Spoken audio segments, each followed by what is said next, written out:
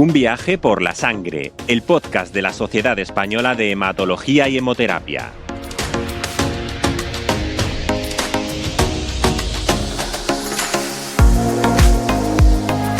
Si no tienes suficiente hierro en tu cuerpo, tus glóbulos rojos no pueden producir suficiente hemoglobina y eso significa que tu cuerpo no puede transportar oxígeno de manera eficaz. Como resultado, te sentirás agotado, pálido y sin energía. El déficit de hierro o anemia ferropénica es uno de los trastornos sanguíneos más comunes en el mundo. En este podcast exploraremos qué es, qué complicaciones trae consigo, en qué se diferencian déficit de hierro y anemia ferropénica y cómo pueden tratarse o prevenirse los síntomas. Así que si estás preparado, empezamos. Entrevista con el hematólogo.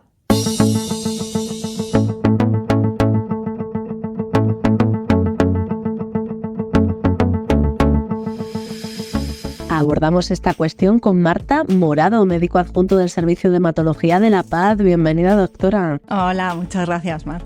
Bueno, el placer es nuestro, Marta. Cuéntanos, ¿qué función tiene el hierro en nuestro organismo? ¿Cómo funciona? Bueno, el hierro es un elemento químico, como es el calcio, o el sodio, o el potasio, pero es imprescindible para el cuerpo humano, pues como todos. Es un elemento muy común y en nuestro cuerpo pues venimos a tener como unos 2 o 4 gramos de hierro en el cuerpo. Parte de ese está como almacenado, un tercio de ello está como almacenado de reserva porque el resto se está utilizando. ¿Y en qué se utiliza? Pues el hierro básicamente se va a utilizar para que los glóbulos rojos, que tienen dentro una proteína que se llama hemoglobina, que es la que se encarga de transportar el oxígeno que cogemos por el pulmón y que llegue a todos los tejidos, pues el que se encarga de fijar ese oxígeno y llevarlo es la hemoglobina con su átomo de hierro. Entonces realmente es el elemento esencial para que los glóbulos rojos puedan distribuir el oxígeno correctamente a los tejidos. También otro pequeño porcentaje está dentro de la mioglobina, que es una proteína parecida, pero que está en los músculos. Por eso los músculos también necesitan hierro.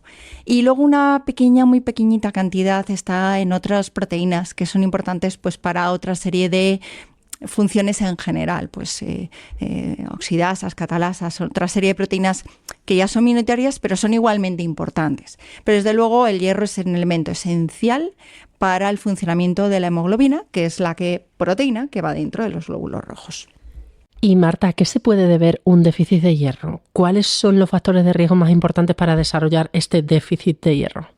Bueno, en nuestro medio es difícil que el déficit de hierro sea porque no lo ingiramos, es raro, es muy raro. En otros países con menos recursos sí que es el motivo principal es que no la falta de ingesta, ¿no? En un medio como el nuestro no. El hierro está como muy bien equilibrado, es decir, nuestros glóbulos rojos cada vez que se rompen y se crea uno nuevo, se reutiliza ese hierro, por lo cual más o menos todos tenemos siempre un estándar de hierro y tenemos un reciclaje bastante bueno. Se pierde muy poquito, por lo cual necesitamos muy poquito todos los días con la ingesta. De hecho, además, si tomamos más hierro del que necesitamos, el hierro se acumula y el hierro acumulado no se puede eliminar, no tiene un sistema de eliminación, por lo cual el hierro en exceso también es malo. Entonces tiene un equilibrio bastante bueno entre el poquito que necesitamos en la dieta y el poquito que se elimina. Entonces, bueno, pues ¿cuáles son las causas de que tengamos déficit de hierro? Pues que se pierda más de lo que se ingiere o de lo que se prevé. ¿Cuándo ocurre eso? Pues cuando la gente tiene sangrados. Es la principal, en nuestro medio casi es la principal causa de déficit de hierro, sangrado. ¿Quién sangra? Mujeres en edad fértil, después de grandes cirugías, gente que tiene pólipos intestinales que sangran, úlceras gástricas. Es decir, cuando tienes un déficit de hierro, no solo es el déficit de hierro, es, vale, tengo un déficit, pero ¿por qué? Entonces lo primero que hay que mirar es sangrado. Otra cosa puede ocurrir, que es que yo tenga hierro en mi dieta, pero por alguna razón no lo absorba bien. Entonces, causas de mala absorción de hierro, pues también las hay, las celíacas, la gente celíaca, gente que tiene Helicobacter pylori, gente que toma mucho unos fármacos que sirven para la acidez de estómago, para las úlceras, una serie de inhibidores de la bomba de protones, una serie de fármacos también cambian un poquito el pH del estómago y ya no se absorbe bien.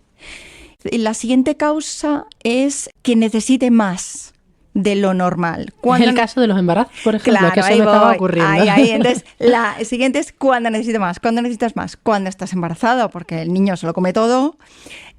Cuando estás creciendo. Entonces, en esas circunstancias vas a necesitar los atletas de élite también necesitan, porque se lo come la hemoglobina. Uh-huh. Y luego sí que hay un subgrupo ya de pacientes que no es que no tengan hierro, es que lo tienen mal utilizado, lo tienen bloqueado, que es gente que tiene inflamaciones crónicas. Entonces, gente que tiene inflamaciones crónicas pueden tener asociado un poquito de déficit de hierro funcional, que se llama funcional. Por eso hay gente, pues si yo tomo hierro y no sangre, tal, ¿por qué el médico me dice que me tenga que poner hierro? Porque al estar muy inflamado, el hierro se queda como retenido dentro de las células y no lo podemos utilizar. Aunque está, no lo podemos utilizar. Uh-huh. Entonces, básicamente es sangrado y si no, que es la cosa principal y es la que hay que ir siempre a buscar, sino mala absorción o aumento de necesidades. Y Marta, ¿qué alcance puede tener cada deficiencia de hierro? Es decir, ¿cómo afecta en cada caso un déficit de hierro? Pues hombre, a ver, el déficit de hierro, todo es gradual, ¿no? O sea, tú te he dicho, parte del hierro está ahí como amontonado en los depósitos, que los tenemos ahí para cuando nos hace falta. Entonces, cuando uno, por lo que sea, empieza a sangrar, a veces son sangrados muy pequeños y uno no se da cuenta y uno, pues si yo en las heces no he hecho nada, si es que no hace falta que lo veas, no hace falta sangrar litros, es más un sangrado crónico, te puede dar el mismo problema. Entonces, lo primero que hace el cuerpo es tirar del depósito.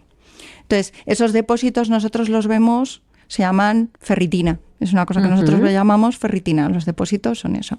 Entonces, primero que hace el cuerpo es tirar de depósitos. Cuando ya no le queda, los glóbulos rojos ya no pueden tener tanta hemoglobina porque, claro, no tengo hierro con que acoplarla. Entonces, los glóbulos rojos empiezan a ser más chiquititos. Y eso se llama microcitosis. Y entonces cuando los glóbulos rojos son más chiquititos, que eso se parece a la talasemia, pero no lo es. Uh-huh. Y después ya lo que ocurre es que, claro, ya los glóbulos rojos ya no son chiquititos, pero es que además ya no hay. Y entonces es cuando ya viene la anemia. Que la anemia nosotros la definimos porque la hemoglobina esté baja. Entonces tenemos por un lado las ferropenias, que es cuando solo te falta el hierro, no tengo depósitos, y cuando tengo la anemia ferropénica, que es cuando ya he desarrollado además anemia, es decir, que ya no tengo suficiente hemoglobina. Pero en el fondo es todo un continuo, o sea, en el fondo es un continuo. Si no cortas la causa y no lo arreglas, vas a empezar con una cosa y vas a acabar en la otra. Exacto. Marta, ¿y cuál es la prevalencia y la incidencia de esta anemia ferropénica que mencionas? Pues la pregunta del millón. Esto es complicado porque no hay un registro de pacientes con anemia ferropénica en el mundo, pero a ver, la anemia ferropénica es la cosa más frecuente o de las causas más frecuentes de anemia del mundo. Si tienes en cuenta que la Organización Mundial de la Salud dice que 500 millones de personas en el mundo tiene anemia y tiene déficit de hierro y la mitad tiene anemia, pues es mucho, puede ser hasta un 15% de la población mundial. Sí que es verdad que varía. O sea, a ver, en países en que no tienes recursos, el déficit de hierro es común, pues porque no tienen suficiente aporte dietario o porque tienen infecciones en zonas de malaria, por ejemplo, también ocurre mucha ferropenia, pero en nuestro medio, pues a ver, pues depende. Por ejemplo, las mujeres en edad fértil, pues hasta un 20% pueden tener ferropenia, anemia ferropénica. Las embarazadas, pues como tienen más demanda, pues un poquito más, un 30%. Y luego ya, pues, adolescentes, niños que están creciendo, esos pues un 15%. Gente a partir de los 65 años que ya están más inflamados, otro 15%. Entonces, bueno, y luego también los varones. Los varones pueden tener anemia ferropénica igual. Pero siempre hay que buscar la causa, o sea, siempre. Eso... Importantísimo, ¿no? Importantísimo. Casi el mensaje de, vale, tienes ferropenia, estupendo, esto te lo arreglo, pero ¿por qué tienes ferropenia? Claro, pero antes de hablar de la cosa, yo quiero, Marta, que hablemos un poquito de los síntomas. Uh-huh. ¿Cuáles son esos síntomas comunes que nos pueden estar alertando, que nos pueden hacer sospechar de que tenemos un déficit de hierro antes de que se convierta en anemia ferropénica? Pues a ver, a ver, lo que da la ferropenia es cansancio, pero vamos a ver, es que el cansancio es tan... tiene más incidencia y prevalencia incluso, ¿no? Que la Claro, anemia. es como cansancio. Yo estoy tirada, estoy yo hecha polvo y tengo el hierro y la ferritina estupendas. O sea que el cansancio es lo primero que notas. Pero claro, es un síntoma muy inespecífico que te lo puede dar cualquier cosa, una hipotensión, un que es que no me da la vida. O sea, Claro. entonces resulta complicado. Cuando ya te ha pasado, que ya te han diagnosticado, que ya tienes y pues yo que sé, que tienes reglas muy abundantes, ya te han puesto una tanda de hierro y ves que de repente te vuelves a sentir cansada y dices, a ver si voy a estar otra vez. Entonces ahí puedes ir previniendo y dices, a ver si voy a estar antes de que esto vaya más, voy a ir al médico que me haga un análisis. Pero si no es muy complicado, porque hasta que ya no tienes, claro, luego eso ya va a más, luego ya los síntomas de la anemia ferropénica ya establecida es ese cansancio que va a más, ya estás más pálido, ya empiezas a tener el pelo que se cae, pero volvemos a lo mismo, el pelo se cae por muchas otras causas. De forma estacional, Exacto. claro, es que... las uñas quebradizas, a veces pasa fisuritas en los laterales de la boca, el síndrome de piernas inquietas, por ejemplo, eso se ha asociado también, trastornos del sueño, o sea, ya cosas, pero... cosas ya... Pero vamos, que no hay un síntoma determinante, ¿no? Que digas, no. si se te pone nada, ¿no? No, me sale un bulto aquí, no. Exacto, nada. No, es el cansancio y el saber que ya te ha pasado, pues ya estás un poco pendiente, pero sobre todo eso, el cansancio, quizá eso, Pero claro, cuando ya estás en la fase de las uñas, las piernas, que ya tienes anemia, eso ya, ahí ya alguien, alguien ya te la caza por otro lado. Doctora, ¿y qué impacto pueden tener estas patologías en nuestra calidad de vida? Es decir, ¿en qué complicaciones a qué complicaciones pueden llevarnos? Uh-huh. Bueno, impacta. O sea, la anemia ferropénica es una causa muy importante de absentismo o de incapacidad laboral. O sea, es una de las causas, en mujeres sobre todo, es una de las principales causas de discapacidad o de días perdidos por discapacidad. Pero vamos a ver, te impacta, pues primero porque te impide hacer tu actividad diaria, segundo porque, a ver, igual te vas a operar de algo y encuentran que, tiene anemia ferropénica, pues le paramos la cirugía, pues eso igual se puede haber evitado. O en las embarazadas, es que los niños chupan hierro, los niños necesitan hierro.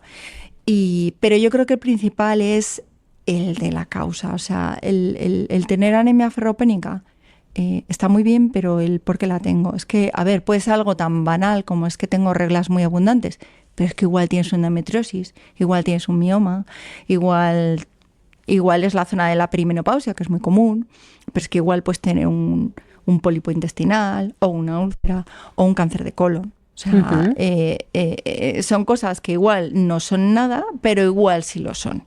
Entonces, no es tanto los síntomas que te dan el que me falte el hierro, sino el problema, lo que me puede afectar en la causa de. Uh-huh. ¿Y qué herramientas tenéis los hematólogos a mano para poder conocer la causa? Bueno, eso, a ver, lo primero cuando alguien viene con una anemia, pues lo primero es miramos a ver los glóbulos rojos, miramos la hemoglobina que está baja, miramos que son pequeños, ¿vale? Y luego vamos a ir a ver los depósitos. Vamos a ir siempre a mirar los depósitos y vemos que la ferritina está baja. Miramos ferritina, no hierro sérico, ¿eh? Uh-huh. Que eso es que el hierro sérico varía mucho. Entonces hay que irse al depósito, que se llama ferritina. Y eso hay que pedirlo en una analítica, ¿no? Sí, en un análisis. No sale, hay que pedir ferritina. Que también es una cosa que si estás infectado o inflamado puede subir de forma puntual y te enmascara un déficit de hierro. Pero bueno, en general asumimos que vienes y efectivamente, pues mira, anemia ferropénica, hemoglobina baja, hematíes pequeños, sin depósitos, anemia ferropénica. Vale, entonces a partir de ahí vemos el porqué. Y eso es historia clínica, sentarte delante y empezar a preguntar. Reglas, hábitos intestinales, historia que... Y ya vas a buscar hemorragia en heces, vas a buscar gastrocolonoscopia, vas a buscar un estudio ginecológico como si fuera alguna otra cosa, ya empiezas a estudiar que si tengo una mala absorción o no. Celíacas, es que puedes diagnosticar una celíaca por un déficit de hierro refractario. O sea que una cosa es diagnosticar la enfermedad y luego ya tienes que ir a diagnosticar el por qué la tiene. Porque puedes corregir una cosa, pero hasta que no corrijas la causa vas a seguir teniendo el mismo problema. O sea que exactamente. hay que hacerlo. ¿Y cuáles son los tratamientos más comunes que se utilizan para tratarlo? A ver, el hierro normalmente, lo primero que hacemos, generalmente, asumiendo que que no hay problemas de absorción, que es lo más normal, que es por sangrado, nosotros normalmente empezamos con hierro en pastillas, ¿vale? Sales ferrosas que se absorben, son mucho más efectivas que las sales férricas. Preparados de hierro hay 500.000, hay muchísimos en el mercado. Se prefieren sales ferrosas, que son un subtipo, que tengan buena concentración de hierro en las pastillas. Si tienen poquito, por muchas que te tomes, no va a ser suficiente. Y solemos empezar con eso. Si el paciente... Claro, el hierro, a ver, esas pastillas bien nos sientan. O sea, y depende mucho de la persona. Hay gente que le dan diarreas, hay gente que le dan estreñimiento y hay gente que no se entera de nada.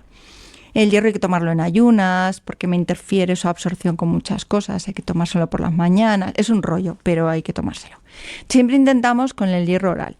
Si por cualquier cosa el paciente o no tolera las pastillas, que intentamos siempre probar con un par de preparados o 3. Vamos a ir rotando, vamos a probar con este otro y si no este otro, porque a veces unos sí y otros no. Unas pastillas se toleran mejor que otras. Uh-huh.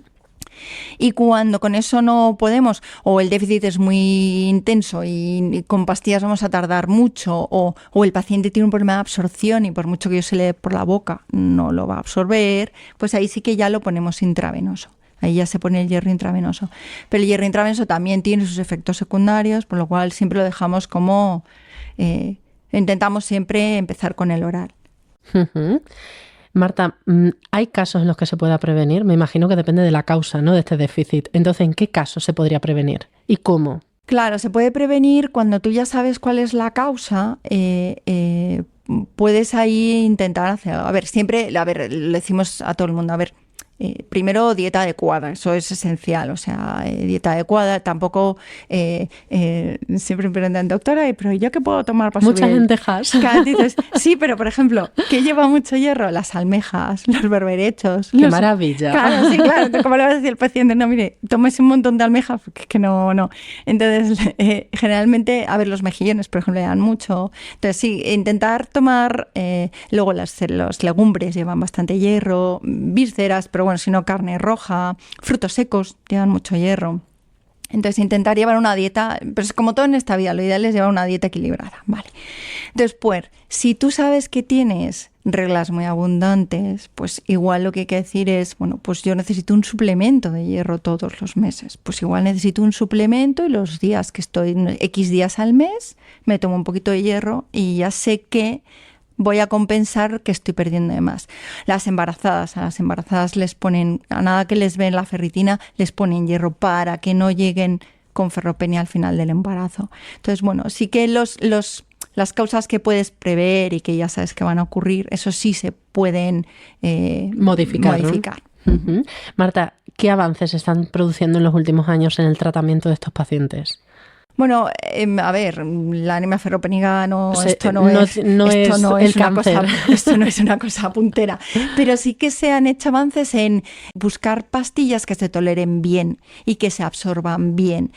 Hay muchos preparados en el mercado, es importante que esos preparados tengan la cantidad de hierro adecuada, que se absorban y que no le sienten mal a la gente para que no lo deje de tomar. Y incluso ahora hemos visto que a veces es mejor, en vez de poner más hierro todos los días, igual ponerlos a días alternos, porque el hierro depende de otra proteína para absorberse, igual que esté todo el día el hierro en la sangre no es bueno y a veces es mejor un día sí, un día no, es más efectivo que todos los días. Entonces es una cosa que eso es relativamente reciente. Uh-huh. Entonces es más jugar con esas absorciones. Y luego en lo que se ha avanzado mucho es con los hierros intravenosos. O sea, hace 15 años, 20 años, los hierros intravenosos se ponían muy poco porque daban muchas alergias y eran muy peligrosos.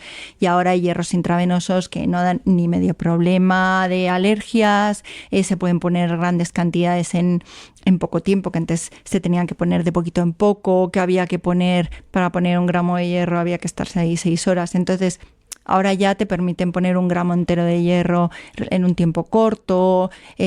No es inocuo, tiene sus efectos secundarios, pero son fármacos muy seguros y los utilizamos utilizamos cuando los tenemos que utilizar y van muy bien también. Genial, Marta, pues de verdad ha sido un placer para nosotros entrevistarte. Solo me falta una pregunta. Un mito. Cuéntanos uno de los mitos más extendidos en esto de la falta de hierro. A ver, siempre te dice la gente, es que, doctora, es que no me come. O sea, lo de es que no me comen. Las pobres madres que traen a la pobre chica que tiene unas menstruaciones horribles y empiezan a decir, es que no me come. Es pobrecita, déjala así. A ver, ahora además muchísimos alimentos van fortificados, los cereales, todas estas cosas llevan hierro. Entonces, ahora es muy raro lo de es que no me come. No, bueno, a ver... es por otra cosa. Entonces, claro, es muy difícil que ahora sea por eso. Entonces, no es yo, bueno, voy a comer más. No. Igual que si te sobra el hierro, no, es que no voy a comer nada que lleve hierro, pues tampoco con eso te va a bajar. O sea, eso ya es otra historia. O sea, la dieta, si llevas una dieta normal, no vas a tener problemas de hierro. Así que casi siempre es por otra cosa que el no me come. Pues desmentimos ese mito, doctora. Muchas gracias por desmentirlo, por estar aquí con nosotros, por hacernos entender un poquito más de cerca y con esta capacidad de divulgación, doctora. Bueno. Me ha encantado, qué simple lo ha hecho, lo ha explicado estupendamente. Muchísimas gracias. Nada, a vosotros. Un placer. Gracias. Ha sido una interesante entrevista en la que hemos aprendido, muy resumidamente, que es importante abordar el déficit de hierro antes de que se convierta en anemia ferropénica para prevenir complicaciones a largo plazo. Pero no voy a ser yo quien resuma los puntos claves de esta entrevista, sino Alba Corrada, miembro del equipo de comunicación de la Sociedad Española de Hematología y Hemoterapia. Alba, bienvenida. Hola, Mar, muchas gracias. Gracias a ti. Pues cuéntanos, Alba, danos algunos titulares. Pues empiezo con los 3 primeros. El hierro es un elemento químico imprescindible para el cuerpo humano. Es esencial para que los glóbulos rojos puedan distribuir el oxígeno correctamente a los tejidos. En segundo lugar, las personas más propensas a tener déficit de hierro pues son las mujeres en edad fértil, personas sometidas a grandes cirugías o personas que tienen pólipos intestinales, úlceras gástricas, etc. Cuando existe falta de hierro, lo primero que hace el cuerpo es tirar de los depósitos, lo que se conoce técnicamente como la ferritina. Cuando ya no queda depósito al que recurrir, los glóbulos rojos empiezan a hacerse cada vez más pequeñitos, un proceso conocido como microcitosis. Y cuando esos glóbulos rojos comienzan a desaparecer, pues se produce la anemia. Estoy asombrada por la síntesis, Alba, que nos haces de toda esta entrevista en 3 titulares grandes, bueno, en 3 frasecitas. Sobre los datos que aportaba la doctora en cuanto a la prevalencia, ¿qué nos puedes aportar? ¿Cómo lo puedes resumir? Pues a pesar de que la anemia ferropénica es el tipo de anemia más frecuente a nivel mundial, no existen registros. En nuestro país se estima que pueden padecer anemia ferropénica hasta un 20% de las mujeres en edad fértil, el 30% de las mujeres embarazadas, hasta un 15% de los adolescentes y niños en edad de crecimiento y un 15% de personas mayores de 65 años. La doctora también nos hablaba de los síntomas. Alba, ¿qué nos puedes comentar tú de esto? Pues son muy inespecíficos, por ejemplo, el cansancio. Pero cuando la anemia va a más, las personas empiezan a sentirse cada vez más cansadas, también a verse más pálidas, les cae el pelo, se pueden romper las uñas, aparecen fisuras en los laterales de la boca, etc. También nos ha comentado, y me quedo con este dato, de que la anemia ferropénica es una causa importante de absentismo o incapacidad laboral. Muchas gracias, Alba. Y en cuanto al tratamiento, porque también lo hemos hablado con la doctora, y yo creo que es el tema que nos falta por tratar en este repaso. El tratamiento más común es el suministro de hierro en pastillas. Cuando el paciente no lo tolera, se recurre a hierro intravenoso. Y no podemos olvidarnos que una dieta adecuada es esencial para prevenir el déficit de hierro. Bueno, esta última frase nos la deberíamos tatuar. Alba, es importantísimo esta dieta saludable. Alba, pues ha sido un placer que hayas estado con nosotros repasando estos titulares. El placer es mío, Mar. Muchas gracias a ti. Un abrazo. Al detalle, la hematóloga Carmen García Insausti responde a tus dudas.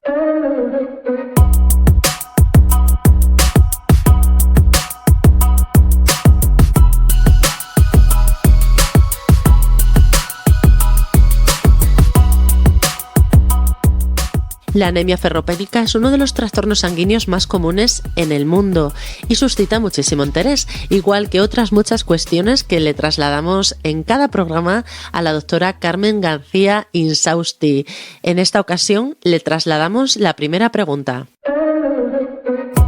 Hola, buenas, soy Mati, trabajadora social de la Asociación Andaluza de Hemofilia.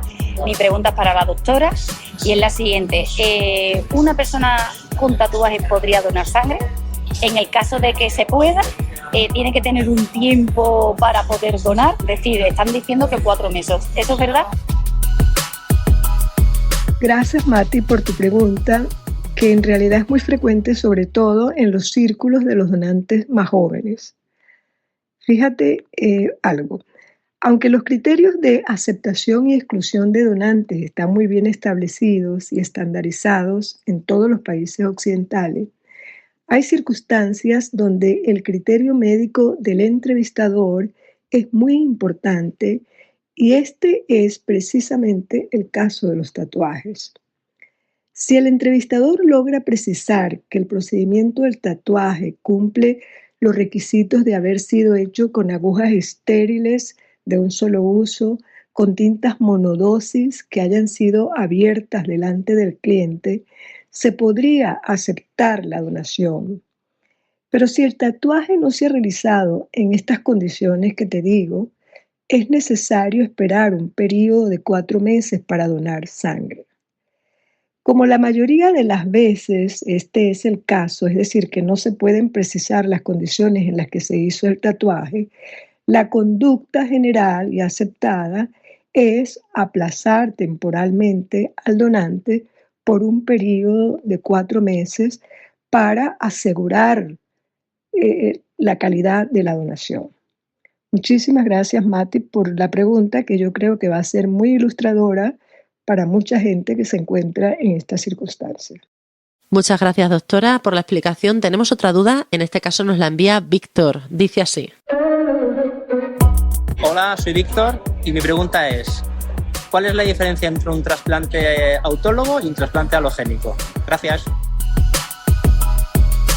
Muchas gracias, Víctor, por tu pregunta, que voy a responder de forma muy sencilla. Auto significa mismo. Por lo tanto, el trasplante autólogo es la forma de trasplante en el que el donante y el receptor son la misma persona. Por el contrario, halo significa otro. Esto quiere decir que el trasplante halogénico es el trasplante en el que el donante y el receptor son personas diferentes. A su vez, este trasplante halogénico se divide en 2 tipos dependiendo de si el donante y el receptor son familias o no son familia. Espero, Víctor, haber respondido tu pregunta de esta forma sencilla. Gracias. Gracias, doctora, por su explicación y por su tiempo, y gracias también a estos oyentes que nos trasladan sus dudas, porque vosotros nos permitís enriquecer nuestro conocimiento sobre la sangre. Si tú también quieres hacernos llegar tus dudas y consultas para que las resolvamos en los próximos programas, solo tienes que enviar un audio de voz a la cuenta de WhatsApp 667-675-476 o al correo electrónico prensa@shhseth.es. Ambos contactos aparecen en la descripción de este podcast, así que no te preocupes si no has sacado papel y lápiz. También estaremos muy atentos a las dudas que nos hagas llegar a través de nuestros canales en redes sociales, tanto en Twitter como en Instagram. Esperamos tus preguntas sobre transfusiones, cáncer hematológico, trasplante de médula ósea, hemofilia o cualquier otro tema relacionado con la sangre que te pueda generar confusión o del que quieras ampliar información. Además, en las últimas semanas nos han llegado muchas propuestas de temas para futuros podcasts. Algunas son consultas que surgen en el día a día de la práctica clínica, otras son sobre enfermedades. Si tú también tienes interés especial en que abordemos un tema determinado, no dudes en trasladarnos tu idea. Ahora sí me despido, espero que este programa haya resultado interesante. Ya sabes que puedes consultar todos los podcasts Un viaje por la sangre de la Sociedad Española de Hematología y Hemoterapia en Spreaker, en iVoox y en Spotify. Gracias por tu atención, nos despedimos hasta el próximo capítulo. Un viaje por la sangre, el podcast que te permitirá conocer mejor la fuente de vida.